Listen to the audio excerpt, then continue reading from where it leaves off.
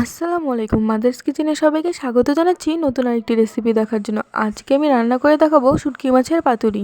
শুটকি মাছের পাতুরিটা দেখতে যতটা সুন্দর হয়েছে, খেতে তার থেকে বেশি মজার হয়েছে। আমার রেসিপি ফলো করে একবার এভাবে শুটকি মাছের পাতুরি রান্না করে দেখবেন, খেতে অনেক বেশি ভালো লাগবে। শুটকি মাছের পাতুরি বানানোর জন্য নিয়েছি 8টা বাঁশপাতি মাছের শুটকি, নিয়েছি 3টা পেঁয়াজ কুচি, নিয়েছি 15টা শুকনো মরিচ, 2টা রসুন। আপনারা আপনাদের টেস্ট অনুযায়ী ঝালটা কমিয়ে বাড়িয়ে নিতে পারেন। সবগুলো উপকরণ এখন ভালোভাবে ব্লেন্ড করে নিব। নিয়েছি বড় বড় 6-7টা লাউ পাতা, আপনারা চাইলে মিষ্টি কুমড়া পাতাও নিতে পারেন। লাউ পাতাগুলোকে ভালোভাবে ধুয়ে নিয়েছি। সবগুলো উপকরণ ব্লেন্ডারে ব্লেন্ড করে নিয়েছি। আপনারা চাইলে শিলপাটায় ভালোভাবে বেটে নিতে পারেন। ব্লেন্ডারে ব্লেন্ড করার সময় পরিমাণ মতো লবণ দিয়ে দিয়েছি। এখন বেটে নেওয়া শুটকি মাছগুলো লাউ পাতায় দিয়ে মুড়িয়ে নিব। আপনারা পরিমাণ মতো দিয়ে নেবেন। দেখে নিশ্চয়ই বুঝতে পারছেন কিভাবে মুড়িয়ে নিয়েছি। একইভাবে সবগুলো মুড়িয়ে নিয়ে ফ্রাই প্যানে দিয়ে দিব।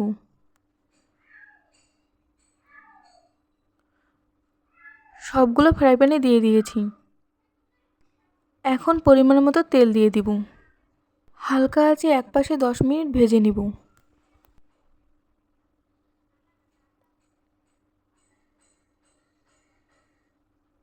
একপাশে 10 মিনিট ভাজা হয়ে গেছে, এখন উল্টিয়ে দিব।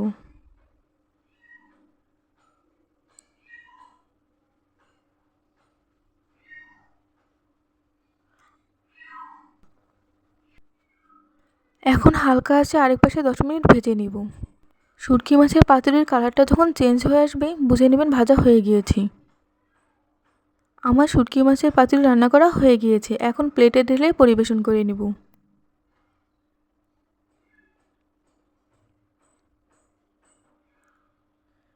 শুটকি মাছের পাতুরিটা প্লেটে ঢেলে পরিবেশন করে নিয়েছি। আমার রেসিপি ফলো করে একবার এভাবেই শুটকি মাছের পাতুরি বানিয়ে দেখবেন, খেতে অনেক বেশি ভালো লাগবে। শুটকি মাছের পাতুরিটা দেখতে যতটা সুন্দর হয়েছে, খেতে তার থেকে বেশি মজার হয়েছে।